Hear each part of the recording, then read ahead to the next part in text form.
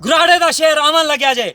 कौन कहता है कि दुनिया शरीफ है, कौन कहता है कि दुनिया शरीफ है, वीडियो हम बनाते हैं, किसी को क्या तकलीफ है।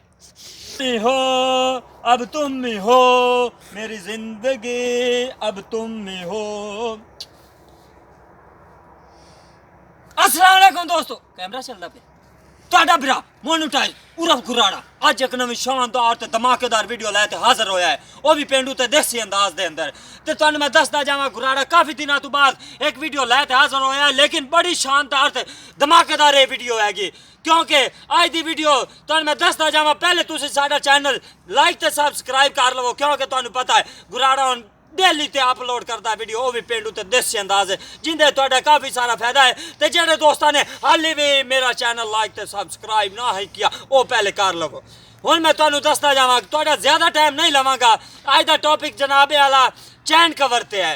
काफ़ी दोस्त परेशान ने, उन्हां दी परेशानी बनी हुई है। चैन कवर दिमाग उन्हां च बह गया है, सही करा के हटते ने या जंप लगता है, फिर खड़ खड़ दी आवाज़ देंदा है। लेकिन अज जेड़ा मैं टॉपिक लेते आया, सारा चैन कवर ते बिल्कुल आवाज़ नहीं देवेगा, टुटता जाएगा लेकिन आवाज़ नहीं आएगी टुटन तक।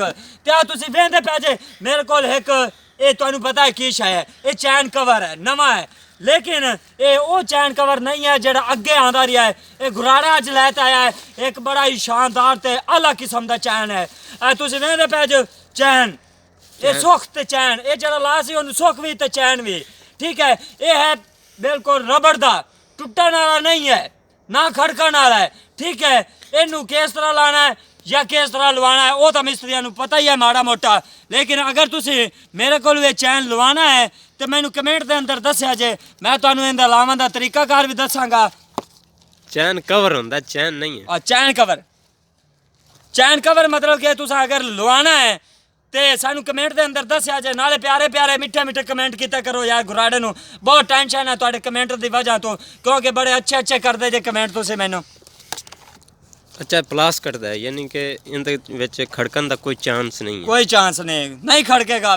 अगर तुसीं चाहते जे भी तुहानू मैं मतलब कि तुहानू गुराड़ा एक शेर सुनावे ते पहले मेरे चैनल नू लाइक ते सब्सक्राइब कर लवो। तुहानू पता है गुराड़े दा एक ऑटो फन चैनल भी है, ऑटो फन टीवी, ठीक है। अगर पेंडू ते देसी अंदाज दियां फनियां वेखनियां ते उन्नू भी सब्सक्राइब कर लवो। हुण मैं तुहानू एक शेर सट्टन लग्या, गल्लां लग्या ते इनू लाइक कर लवो।